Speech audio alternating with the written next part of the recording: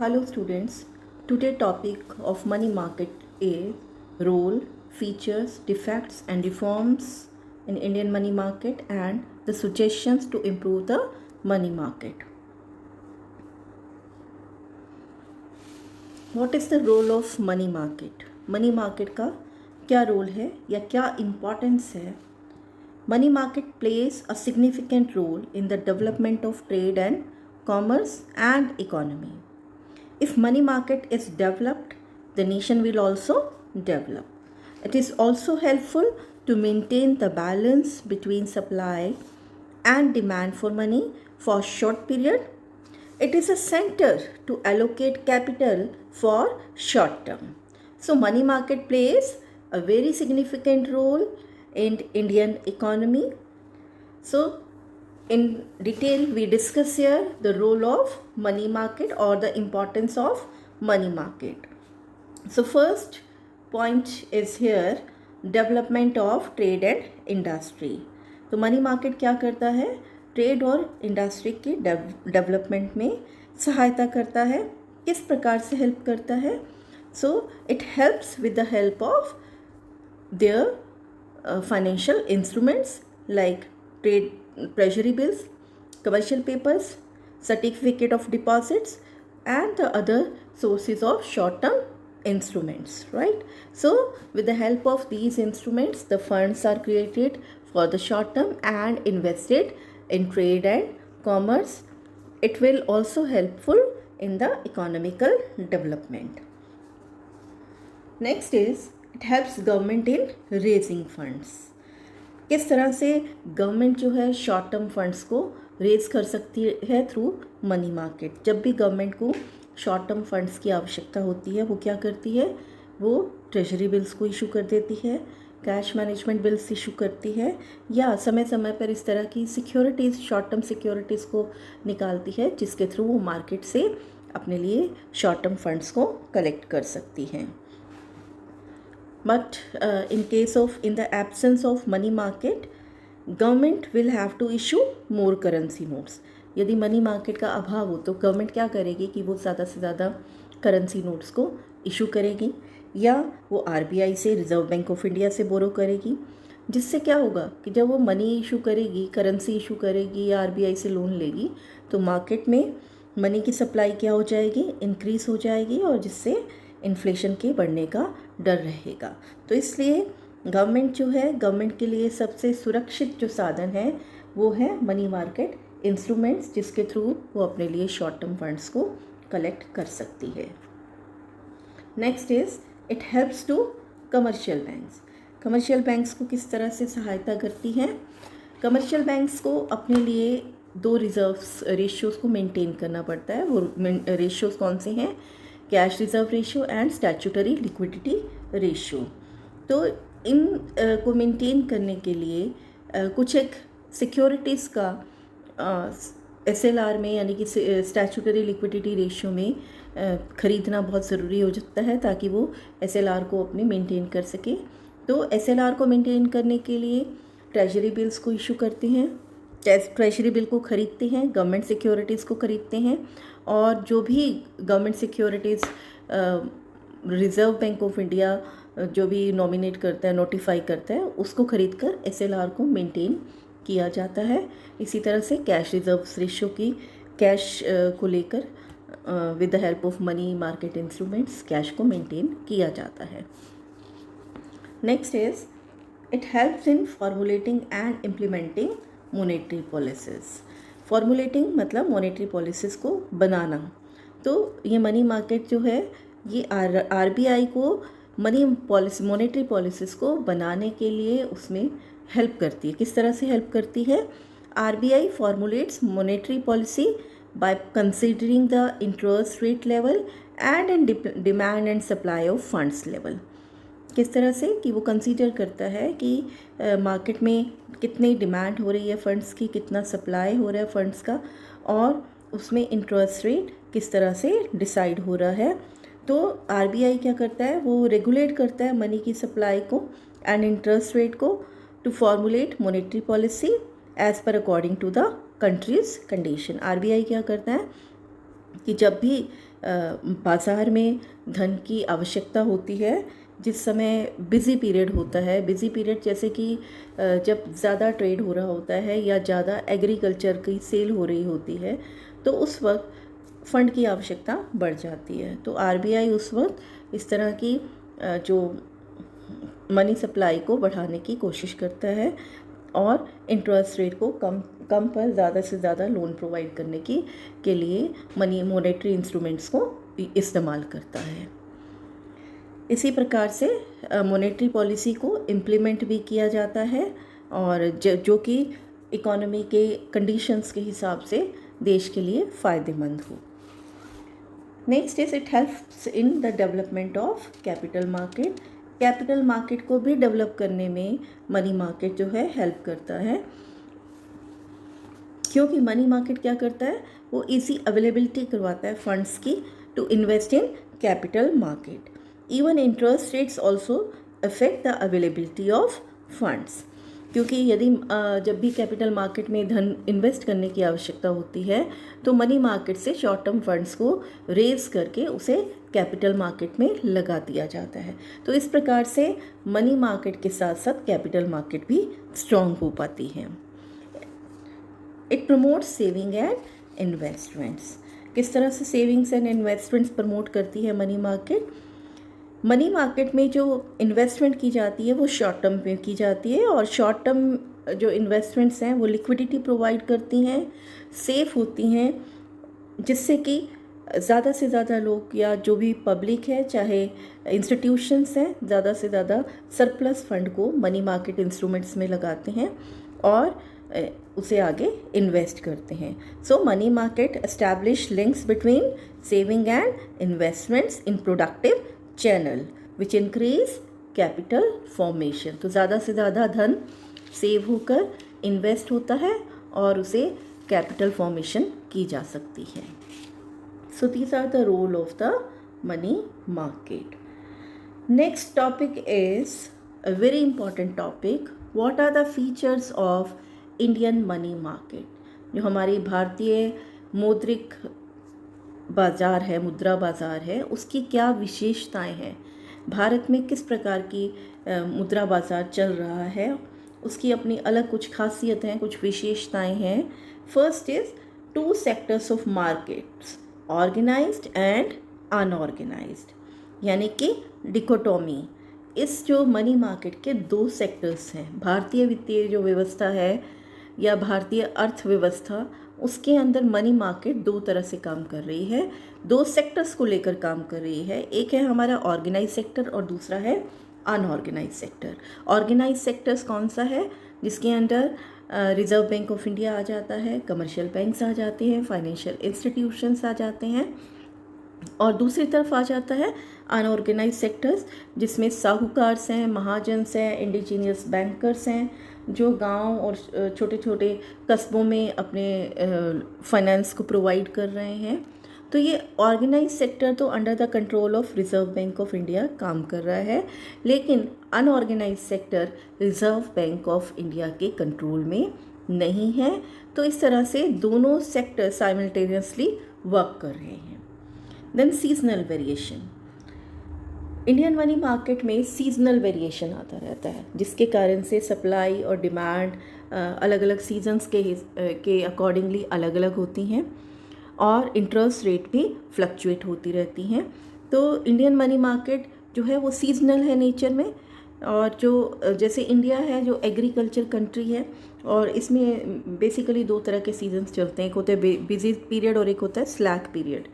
Busy period November to April चलता है, agriculture का जब फंड का डिमांड के लिए फंड्स की डिमांड की जाती है, और स्लैक पीरियड होता है मई टू अक्टूबर, जब ट्रेडर्स जो है अपनी पेमेंट्स को पे करते हैं।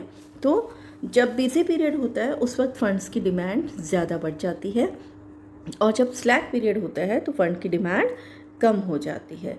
तो ये सीजनल वेरिएशंस के कारण इंटरेस्ट रेट में भी फ्लक्चुएशन आता रहता है। जब डिमांड ज़्यादा होगी तो इंटरेस्ट रेट भी बढ़ जाती है, और जब डिमांड कम होती है तो इंटरेस्ट रेट भी कम हो जाती है। Then next is predominant place of government securities. तो मनी मार्केट में सबसे ज़्यादा जो इम्पॉर्टेंट रोल प्ले करती हैं वो हैं शॉर्ट टर्म गवर्नमेंट सिक्योरिटीज़, जिसके अंतर्गत कौन कौन सी सिक्योरिटीज़ है? Treasury bills, cash management bills, इसके अलावा NSCs हैं यानी कि नेशनल सेविंग सर्टिफिकेट्स, और समय समय पर सरकार जो है शॉर्ट टर्म बॉन्ड्स भी निकालती रहती है, जैसे रेलवे बॉन्ड्स हो गए या कोई और किसी और नाम से कुछ बॉन्ड्स निकाल दिए, इंफ्रास्ट्रक्चरल बॉन्ड्स, या जो भी शॉर्ट टर्म के लिए जो मनी मार्केट इंस्ट्रूमेंट का काम करते हैं। Next heading is here isolation from foreign money market. तो चाहे भारत में 1991 में लिबरलाइजेशन आ चुका है, प्राइवेटाइजेशन भी आ गया है, परंतु अगर हम 1991 की बात करें तो जो फॉरेन मार्केट्स के साथ इंडियन मार्केट का जो डीलिंग थी बहुत ही कम थी। नो डाउट लिबरलाइजेशन आने से इसमें बहुत फ़र्क पड़ा है, फ़ायदा हुआ है, लेकिन अभी भी जो विकसित देश है उसके हिसाब से हमारे देश की जो मनी मार्केट है अभी भी पिछड़ी हुई है, अभी भी बहुत पीछे है, और यहाँ पर भी जो मूवमेंट ऑफ फंड्स है between Indian market and foreign market बहुत ही कम है। तो इस ज़रूरी है कि इसको ज़्यादा से ज़्यादा बढ़ाया जा सके और इम्प्रूव किया जा सके। देन वैरायटी ऑफ पार्टिसिपेंट्स, जो मनी मार्केट के पार्टिसिपेंट्स कौन कौन हैं जो यहाँ पर रोल प्ले करते हैं और इसमें हिस्सेदारी रखते हैं, वो है reserve bank of India, government, चाहे वो सेंट्रल गवर्नमेंट है चाहे वो स्टेट गवर्नमेंट है, इसके साथ साथ कमर्शियल बैंक्स हैं, इंश्योरेंस कंपनीज हैं, और फाइनेंशियल इंस्टीट्यूशंस भी इसके अंदर पार्टिसिपेट करते हैं। Next is variety of financial instruments. तो बहुत सारे इंस्ट्रूमेंट्स जो हैं मनी मार्केट का हिस्से हैं जिसके सहायता से फंड्स को रेज़ किया जाता है। बहुत सारे आप पहले भी पढ़ चुके हैं, जैसे ट्रेजरी बिल्स है, कैश मैनेजमेंट बिल्स है, इसके अलावा कमर्शियल पेपर्स हैं, CDs हैं यानी सर्टिफिकेट ऑफ डिपॉजिट्स हैं, कॉल मनी मार्केट है, तो इस प्रकार से, या शॉर्ट टर्म गवर्नमेंट सिक्योरिटीज़ हैं। तो इस प्रकार से बहुत सारे इंस्ट्रूमेंट्स को ईजाद किया जाता है, और जैसी कंडीशंस होती हैं नए से नए इंस्ट्रूमेंट को लाया जाता है ताकि जो भी मनी मार्केट की आवश्यकता है उसकी पूर्ति की जा सके। और इस मनी मार्केट में बहुत सारी सब मार्केट्स जो हैं पार्टिसिपेट करती हैं। एग्जिस्टेंस ऑफ सब मार्केट्स, कौन कौन सी सब मार्केट्स हैं? Call money market, then banks acceptance market, commercial papers market. तो इस प्रकार से बहुत सारी मार्केट्स इसमें रोल प्ले करती हैं। Then strong call money market. तो सबसे बड़ी जो इम्पॉर्टेंट जो है कि जो हमारी मनी मार्केट में सबसे ज़्यादा इम्पॉर्टेंट रोल प्ले करती है हमारी इंटर कॉल मनी मार्केट, जो कि बैंक्स के बीच में जो भी हमारे शेड्यूल्ड कमर्शियल बैंक्स हैं उनके लिए बनाई गई है। जब भी किसी बैंक को आवश्यकता होती है शॉर्ट टर्म फंड की due to the shortage of the fund, तो वो इस कॉल मनी मार्केट से रेज़ कर दे सकता है। इस मार्केट में जो फंड रेज़ किया जाता है उसके लिए जो समय अवधि है वो है 1 दिन से लेकर 14 दिन तक, यानी कि 1 to 14 डेज़ के बीच में मार्केट में मनी को रेज़ किया जाता है और उससे बैंक्स अपनी ज़रूरतों की पूर्ति करते हैं। और ये हमारी जो इंडियन मनी मार्केट है उसका सबसे स्ट्रॉन्ग हिस्सा माना गया है। नेक्स्ट हेडिंग जो हम कवर कर रहे हैं, जो टॉपिक है that is defects of Indian money market. हमने बहुत सारी खासियत पढ़ी, विशेषताएं पढ़ी कि हमारी मनी मार्केट की विशेषताएं ये हैं, लेकिन अभी भी हमारी मनी मार्केट पिछड़ी हुई मार्केट है। अभी भी उसमें कुछ कमियां हैं जिसको ज़रूरी है दूर करना, ताकि हम ज़्यादा से ज़्यादा अपनी मनी मार्केट को स्ट्रॉन्ग बना सकें और ज़्यादा से ज़्यादा इकॉनमी में कैपिटल फॉर्मेशन हो सके, ट्रेड और कॉमर्स डेवलप हो सके, और इकॉनमी डेवलप होने से नेशनल इनकम बढ़ेगी और पर कैपिटा इनकम इंक्रीज़ होगी और स्टैंडर्ड ऑफ लिविंग भी इंक्रीज़ हो जाएगा। तो ज़रूरी है इन डिफेक्ट्स को जानना कि वो क्या कमियां हैं जो हमारी मनी मार्केट को अभी भी आगे बढ़ने से रोक रही हैं। First is absence of coordination. Absence of coordination है हमारे मार्केट के बीच में। अभी भी जो भी इसकी सब मार्केट्स हैं वो अलग अलग तरह से काम कर रही हैं, और जो इंस्ट्रूमेंट्स हैं उनमें भी आपस में किसी भी तरह का कोऑर्डिनेशन नहीं पाया जा रहा है। तो कोऑर्डिनेशन की कमी है, संस्थाओं में भी कोऑर्डिनेशन की कमी है, जिससे कि पूरी तरह से इवन लोगों का भी विश्वास अभी इस मार्केट पर पूरी तरह से नहीं बना है, जिसके कारण से ये मार्केट अभी भी डेवलप नहीं हो पा रही है। देन है absence of developed bill market. हमारी जो बिल मार्केट है वो अभी भी स्ट्रॉन्ग नहीं है, उसे भी अभी स्ट्रॉन्ग करने की आवश्यकता है। हमारी बिल मार्केट्स जो हैं अभी भी लोगों का उस पर विश्वास नहीं बना है, और जिसके कारण से इसका स्कोप भी बहुत लिमिटेड है अभी भी।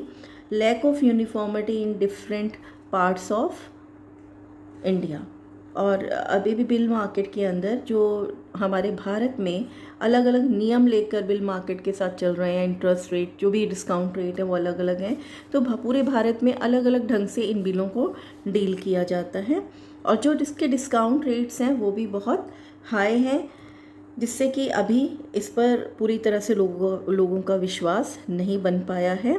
और एक्सेप्टेंस जो हाउसेस हैं वो भी इसके लिए पूरी तरह से अभी एडिक्वेट नहीं है, जो कि इन बिलों को डिस्काउंट करें, और लोगों का भी अभी इस पर कम विश्वास है।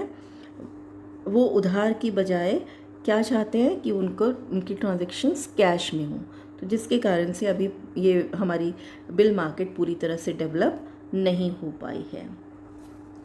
Next is shortage of funds in money market. तो मनी मार्केट का आधार क्या है? फंड्स हैं, और फंड्स की भी कमी पाई जाती है इंडियन मनी मार्केट में, जिसके कारण से मनी मार्केट पूरी तरह से डेवलप नहीं है, क्योंकि ज़रूरत के टाइम पर फंड्स की अवेलेबिलिटी नहीं हो पाती है। Then seasonal variations of funds. Seasonal variation है मनी मार्केट के अंदर। मनी मार्केट हमारी सीजनल मार्केट है। कभी तो यहाँ पर बहुत ज़्यादा एकदम डिमांड क्रिएट हो जाती है फ़ंड की, और कई बार डिमांड कम हो जाती है, यानी कि स्लैकनेस आ जाती है। तो सीजनल मार्केट में जैसे पहले डिस्कस हो चुका है कि दो तरह से सीजन्स आते हैं, एक होता है हमारा बिजी सीज़न और एक होता है स्लैक सीज़न। तो ये सीजन्स में फ्लक्चुएशंस आती रहती हैं। कभी मार्केट में फ़ंड की डिमांड एकदम से ज़्यादा होती है और डिमांड कई बार कम हो जाती है, जिसके कारण से जब डिमांड ज़्यादा होती है तो यदि फ़ंड की अवेलेबिलिटी नहीं हो पाती है तो ऐसे में एक तो इंटरेस्ट रेट ज़्यादा बढ़ जाता है, और लोगों को समय पर या जिन संस्थाओं को समय पर फ़ंड की आवश्यकता है उन्हें वो फ़ंड उस वक्त नहीं मिल पाता, जिससे कि पूरी तरह से मनी मार्केट डेवलप नहीं हो पाती है। Next is lack of uniformity in interest rate. जो इस इंटरेस्ट रेट्स हैं उनमें भी यूनिफॉर्मिटी नहीं है मनी मार्केट के अंदर। कहीं पर इंटरेस्ट रेट बहुत ज़्यादा है और कभी पर इंटरेस्ट रेट कम है। तो वाइड वेरिएशन है इंटरेस्ट रेट्स में, और ख़ास तौर से वाइड वेरिएशंस हैं इंटरेस्ट रेट्स में कहाँ पर? ऑर्गेनाइज सेक्टर्स और अनऑर्गेनाइज सेक्टर्स की इंटरेस्ट रेट में। तो जैसे जो सेगमेंट जिस तरह का सेगमेंट है वहाँ अलग ढंग से इंटरेस्ट रेट्स काम कर रही हैं, और अभी जैसे कि अनऑर्गेनाइज सेक्टर्स अभी भी रिजर्व बैंक ऑफ इंडिया के कंट्रोल में नहीं है, तो जिससे देश में पूरी तरह से इंटरेस्ट रेट के ऊपर कंट्रोल नहीं किया जा पाया है। Next is inefficient and इनएडिक्वेट banking facilities. हमारे यहाँ पर अभी भी इनएडिक्वेट बैंकिंग फैसिलिटीज़ हैं, नो डाउट। बैंक्स पर बहुत ध्यान दिया गया है 1970 के बाद, और बैंक्स को डेवलप किया जा रहा है, ज़्यादा से ज़्यादा बैंक्स बनाए जा रहे हैं, लेकिन उसके बावजूद भी पूरी तरह से बैंक्स की सुविधाएं पब्लिक तक नहीं पहुंच पाई हैं। ख़ास तौर से रूरल और जो छोटे एरियाज़ हैं, टाउन एरियाज़ हैं, वहाँ अभी भी बैंक्स की ब्रांचेस नहीं पहुंची हैं, और एटीएम फैसिलिटीज़ या जो भी फैसिलिटीज़ बैंक्स प्रोवाइड करता है पूरी तरह से उन एरियाज़ में ये फैसिलिटीज़ नहीं पहुंची हैं, जिसके कारण से बैंक्स जो हैं जो काम बैंक्स के थ्रू होता है वो पूरी तरह से नहीं हो पाता, और बैंकिंग फैसिलिटीज़ ना मिलने के कारण पूरी तरह से मनी मार्केट डेवलप नहीं हो पाई है। Then existence of indigenous bankers, और मनी मार्केट का एक और जो अनऑर्गेनाइज सेक्टर्स है वो है इंडिजीनियस बैंकर्स का, जो कि छोटे छोटे गांव में काम कर रहा है और अपने ही मनमानी कर रहा है, अपने अकॉर्डिंगली फ़ंड प्रोवाइड करता है और अपने ही इंटरेस्ट रेट उनकी चलती हैं, जिससे कि मनी मार्केट का जो पूरा सर्कुलेशन है फ़ंड का वो प्रॉपर कंट्रोल्ड सर्कुलेशन नहीं हो पाता, जिससे कि मनी मार्केट पूरी तरह से डेवलप नहीं होती है। लोग फ़ंड जो है मनी मार्केट से उठाने की बजाय कहाँ से ले लेते हैं, इंडिजीनियस बैंकर से ले लेते हैं, जिससे कि प्रॉपर जो है एक चैनलाइज नहीं हो पा रही है हमारी money market. And interest rates भी क्या होती रहती हैं, फ्लक्चुएट हो जाती हैं, क्योंकि बिजी सीज़न में इंटरेस्ट रेट इंक्रीज़ हो जाती हैं और स्लैक सीजन्स में इंटरेस्ट रेट कम हो जाती हैं। तो जैसी आवश्यकता होती है उसका प्रभाव इंटरेस्ट रेट के ऊपर पड़ता है और वो फ्लक्चुएट होती रहती है समय समय पर, कभी ज़्यादा और कभी कम होती जाती है। तो ये हमारा जो डिफेक्ट्स हैं हमारी इंडियन मार्केट में, जिसके कारण से इंडियन मार्केट पूरी तरह से डेवलप नहीं हो पाती है।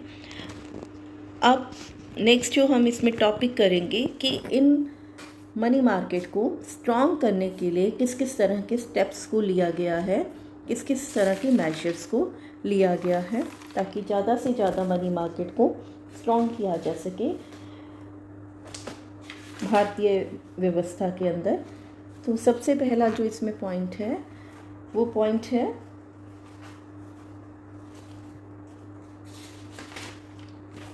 Money market mutual funds.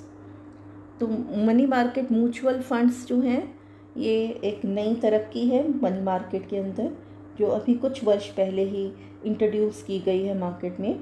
RBI ने मनी मार्केट म्यूचुअल फंड्स निकाले हैं, इसकी परमिशन दी है 1992 से, यानी कि 1992 से, और 2000 में मनी मार्केट म्यूचुअल फंड्स को सेबी के अंडर कर दिया गया है और सेबी की छत्र छाया में म्यूचुअल फंड्स काम कर रहे हैं। और आज के समय पर म्यूचुअल फंड्स बहुत पॉपुलर होते जा रहे हैं और ये फंड्स जो है ये सेटअप किए जा सकते हैं कमर्शियल बैंक्स द्वारा, फाइनेंशियल इंस्टीट्यूशंस द्वारा, और प्राइवेट सेक्टर को भी अलाउ किया गया है कि वो म्यूचुअल फंड्स को इस्टेब्लिश कर सके। इसमें जो म्यूचुअल फंड्स हैं जैसे आईडीबीआई का है, यूटीआई का है या एसबीआई का है, यानी कि स्टेट बैंक ऑफ इंडिया के म्यूचुअल फंड्स हैं हमारी मार्केट में, जो कि शॉर्ट टर्म फंड्स को मोबिलाइज करके और शॉर्ट टर्म जो इन्वेस्टर्स छोटे इन्वेस्टर्स हैं, यानी कि वो छोटा अमाउंट इन्वेस्ट करते हैं, तो उनके लिए मनी मार्केट म्यूचुअल फंड्स एक फैसिलिटी दी गई है ताकि ज़्यादा से ज़्यादा फंड को कलेक्ट करके उससे डेवलपमेंट की जा सके। देन है setting up deregulation of interest rates. तो डीरेगुलेट किया गया है इंटरेस्ट रेट्स को। आरबीआई ने डिमांड सप्लाई के बेस पे इंटरेस्ट रेट्स को डीरेगुलेट कर दिया गया है और ये व्यवस्था की गई है इन 1989 से, और मनी मार्केट डिमांड और सप्लाई के ऊपर इंटरेस्ट रेट्स को छोड़ दिया गया है। Next is setting up DFHI. DFHI क्या है? Discount finance house of India. तो रिज़र्व बैंक ऑफ इंडिया ने हमारे देश में डीएफएचआई को भी इस्टेब्लिश किया है और ये 1988 में बनाया गया है। जैसे कि नाम से ही प्रतीक हो रहा है, ये क्या फैसिलिटी दे रहा है? ये फाइनेंशियल इंस्ट्रूमेंट्स को डिस्काउंट करने की फैसिलिटी प्रोवाइड कर रहा है, जिससे कि वहाँ पर जाकर जो एक्सेप्टेंसेस हैं या जो भी कमर्शियल बिल्स हैं उन्हें डिस्काउंट करवाया जा सकता है। ऑनलाइन ट्रेडिंग और डीमैट अकाउंट, ये एक नई तरक्की हुई है। जैसे जैसे विकास हो रहा है, ज़्यादा से ज़्यादा बैंकिंग फैसिलिटीज़ आ रही हैं, डीमैट अकाउंटिंग फैसिलिटी प्रोवाइड की जा रही है, जिसको हम ऑनलाइन ट्रेडिंग भी कह रहे हैं। कि जो बैंकिंग कार्यक्रम है या जो भी ये इस तरह की इन्वेस्टमेंट्स हैं वो ऑनलाइन ट्रेडिंग में परिवर्तित कर दी गई हैं, इलेक्ट्रॉनिक ट्रांजेक्शन्स कर दी गई हैं with the help of computer, और उस पर जो भी ट्रेडिंग कर रहे हैं हम ऑनलाइन कर रहे हैं with the help of wifi और कनेक्शंस। नेटवर्क के थ्रू जो ट्रेडिंग हो रही है, जिससे कि ज़्यादा से ज़्यादा ट्रांसपेरेंसी आ रही है और इंस्ट्रूमेंट्स को भी डीमैट में कन्वर्ट कर दिया जा रहा है, यानी कि डीमटेरियलाइज कर दिया जा रहा है। वो अब फिज़िकल फॉर्म में अवेलेबल नहीं होते, बल्कि वो किस फॉर्म में अवेलेबल होते हैं, डिजिटल फॉर्म में। तो उसके लिए डीमैट अकाउंट्स ओपन किए जाते हैं और उन्हें डीमैट अकाउंट्स में ट्रांसफ़र कर दिया जाता है। Setting up clearing corporation of India limited, और इसके अलावा clearing corporation of India limited को भी इस्टेब्लिश किया गया है, जो कि गवर्नमेंट सिक्योरिटी से रिलेटेड और अदर फाइनेंशियल इंस्ट्रूमेंट्स को क्लियर करने की फैसिलिटी प्रोवाइड करता है। और ये 2001 में इस्टेब्लिश किया गया है और ये गारंटी देता है क्लियर करने की और सेटलमेंट करने की, जो भी ट्रांजैक्शंस हो रही हैं गवर्नमेंट सिक्योरिटीज़ में, फॉरेन एक्सचेंज में, तो उन्हें क्लियर करने की और सेटल करने की फैसिलिटी प्रोवाइड करता है। नेक्स्ट है variety of money market instruments. आज के समय में मनी मार्केट में बहुत सारे नए इंस्ट्रूमेंट्स को इंट्रोड्यूस किया जा रहा है, जैसे समय की आवश्यकता होती है उसी के अकॉर्डिंगली नए से नए इंस्ट्रूमेंट को इंट्रोड्यूस किया जा रहा है। जैसे कि कमर्शियल पेपर्स है कि कॉरपोरेट हैं, उन्हें अलाउ कर दिया गया है कि वो शॉर्ट टर्म फंड भी कलेक्ट कर सकती हैं with the help of commercial papers. Then credit rating of financial instruments. Credit rating भी बहुत ज़रूरी हो गया है for the protection of investors interest. RBI made credit rating of some corporate sector money market instruments mandatory through approved credit rating agencies like CRISIL, ICRA and CARE। तो ये CRISIL, ICRA and CARE नाम की credit rating agencies को establish किया गया है, जिनका काम इन फाइनेंशियल इंस्ट्रूमेंट्स की क्रेडिट वर्दीनेस को जांचना है और उसकी ग्रेडिंग करना है, ताकि लोगों का उस पर विश्वास बन पाए और इन्वेस्टर्स के इंटरेस्ट को भी सेव किया जाए, उन्हें किसी भी तरह की हानि से बचाया जा सके। Setting up SEBI security exchange board of India. 1992 में सेबी एक्ट को पास किया गया, जिसके अंतर्गत जो कैपिटल मार्केट या मनी मार्केट हैं वो सेबी की अंडर गाइडलाइंस वो काम करती हैं और इन्वेस्टर्स के इंटरेस्ट को सेव करने के लिए भी सेबी समय समय पर नए नियम और गाइडलाइंस निकालता रहता है। The next is development of interbank call and notice money market. Money market में का एक बहुत ही इम्पॉर्टेंट हिस्सा है वो है कॉल मनी मार्केट। और कॉल मनी मार्केट जो है जिसमें funds are borrowed and lend for very short period, जो समय दिया जाता है वो कितना है 1 day to 14 days, जिसके अंतर्गत जो बैंक्स हैं अपने लिए फ़ंड्स को कलेक्ट कर सकते हैं या फ़ंड्स को लेंड कर सकते हैं।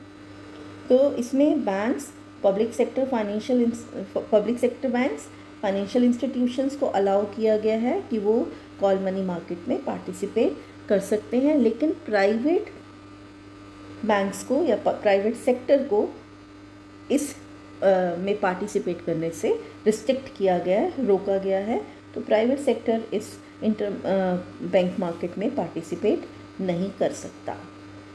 नेक्स्ट इज रीपरचेज एग्रीमेंट, जिसको हम रेपो भी बोलते हैं, और इसके रिवर्स में है रिवर्स रेपो। तो ये भी RBI की निकाली गई दो व्यवस्थाएं हैं। RBI ने रेपो को इंट्रोड्यूस किया है 1992 में और रिवर्स रेपो को इंट्रोड्यूस किया गया है 1996 में। तो ये रेपो क्या है? रेपो एक ऐसी रेट है जिसके ऊपर RBI कमर्शियल बैंक्स को लेंड करता है, यानी कि उन्हें उधार देता है फंड्स। और रिवर्स रेपो है जिसमें कमर्शियल बैंक्स अपने सरप्लस फंड को इन्वेस्ट कर सकते हैं in money market instruments through reserve bank of India. तो ये दोनों ही व्यवस्थाएं बनाई गई हैं ताकि ज़्यादा से ज़्यादा कमर्शियल बैंक्स जो हैं अपने लिए लेंड कर सकें या बोरो कर सकें और मार्केट में मनी की सप्लाई को बढ़ाया जा सकता है या उसका संकुचन किया जा सकता है। देन जो इसके अलावा जो अदर रिफॉर्म्स हैं वो अदर रिफॉर्म्स क्या हैं? कि स्टाम्प ड्यूटी को एबोलिश किया गया है या मनी मार्केट इंस्ट्रूमेंट्स में रिड्यूस कर दिया गया है। फॉरेन इंस्टीट्यूशनल इन्वेस्टर्स को इंडियन मनी मार्केट में इन्वेस्ट करना अलाउ कर दिया गया है। इसके अलावा ज़रूरी कर दिया गया है कि ज़्यादा से ज़्यादा लोगों को फाइनेंशियली लिटरेट किया जा सके, फाइनेंशियल लिटरेसी दी जाए ताकि वो ज़्यादा से ज़्यादा इस फंड व्यवस्था को जान पाएँ। इसके अलावा security trading corporation of India को भी इस्टेब्लिश किया गया है और बैंकिंग रिफॉर्म्स को भी समय समय पर किया जा रहा है। जैसे रिसेंटली अभी हमने जो है बैंकिंग का मर्ज किया है, तो ज़्यादा से ज़्यादा बैंकिंग फैसिलिटीज़ को इम्प्रूव करने के लिए स्टेप्स लिए जा रहे हैं ताकि मनी मार्केट्स को स्ट्रॉन्ग बनाया जा सके।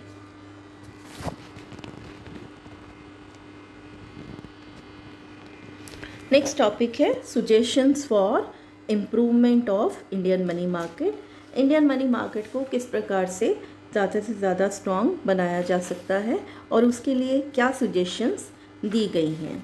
So first suggestion is regulation of indigenous bankers. Indigenous bankers कौन है?